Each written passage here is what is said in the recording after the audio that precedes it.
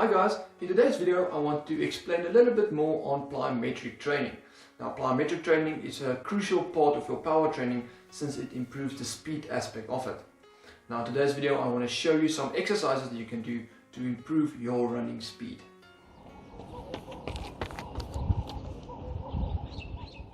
So plyometric exercises utilizes the stretch shortening cycle by using a muscle stretch that is immediate followed by a muscle contraction of that same muscle group.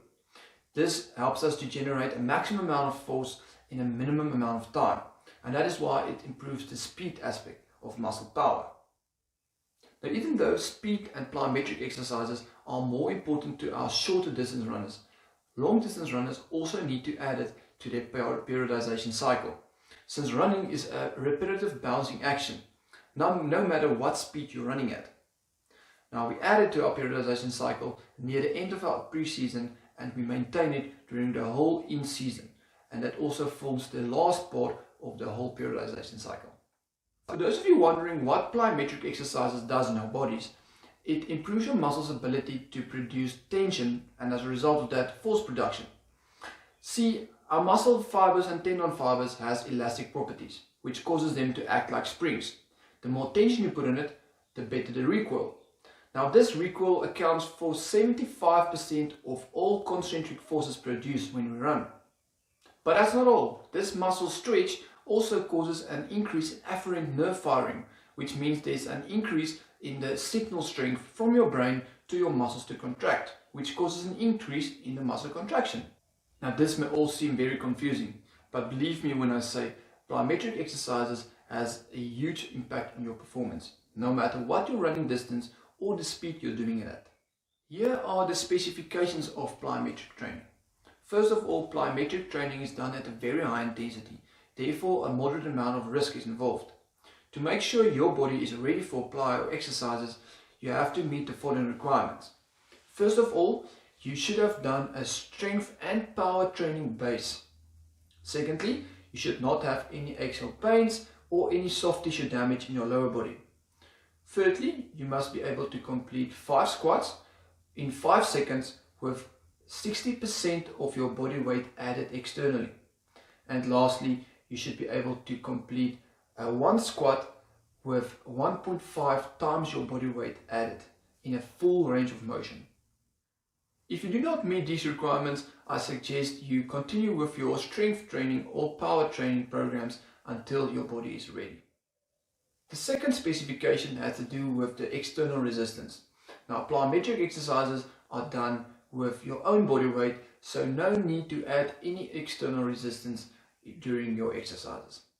The volume of plyometric training is controlled by counting the number of foot contacts in a session.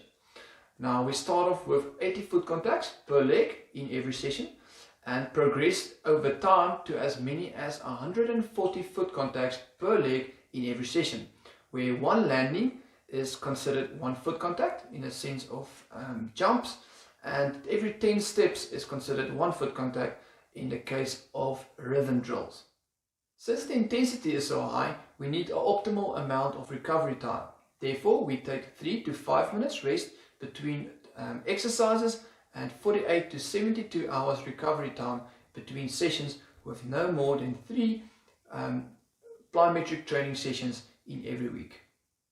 Now not all jumping exercises is considered plyometric actions.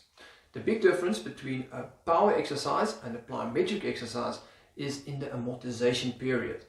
The amortization period is the time between the muscle stretch and the muscle contraction. During power training, your amortization period is long, and that is why we stick our landings during the jumps. With plyometric training, we have a short amortization period, which means we try to get off the ground as soon as possible. You can see the difference in these two demonstrations by looking at the time spent on the ground.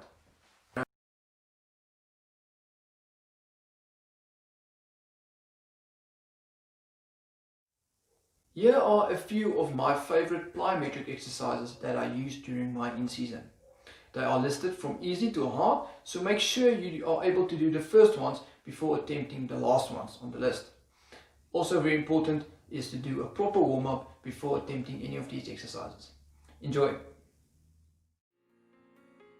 Starting with easier exercises with less impact forces, the most popular is probably rope skipping. In this case, every 10 jumps will count as 1 foot contact.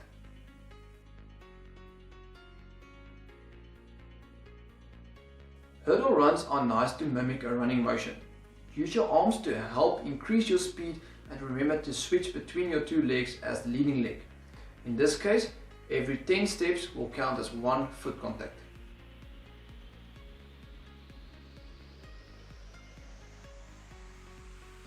And then also bench shuffles that works in a more frontal motion.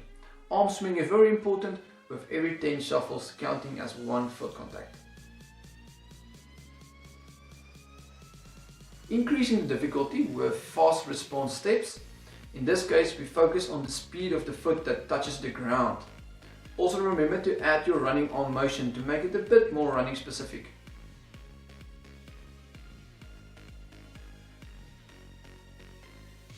You can also increase the height of the bench to increase the difficulty. Single leg hurdle jumps is probably my favorite plyometric exercise. It is the most sport-specific plyo exercise that you can do. Try to spend as little time on the ground as possible and increase the height of your jump by kicking up with your heel towards your bum with your jumping leg. In this case, every jump counts as 1 foot contact. Moving on to a much harder exercise is bounding. It is a very high impact exercise. The idea is to do consecutive jumps as fast as possible while carrying momentum over from the one jump to the next. Once again, try to get off the ground as fast as possible. Every jump will count as 1 foot contact.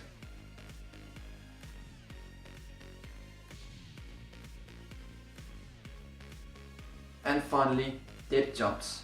This is the most difficult plyometric exercise to perform correctly. Make sure you get off the ground immediately for optimal recoil in that muscle tendinous unit.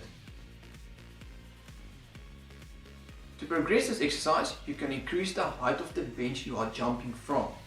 Even though it is done bilaterally, every landing will count as 1 foot contact on both feet. And there we go, some nice exercises to take you through your competition season. Remember to take some time off after your last rest for optimal recovery and then back to that all-important strength training base before your next competition season. I hope that these videos will help you to plan and periodize your training better in the next season to come. And remember to leave me a comment if you have any questions. I hope you have a kick-ass racing season. Enjoy!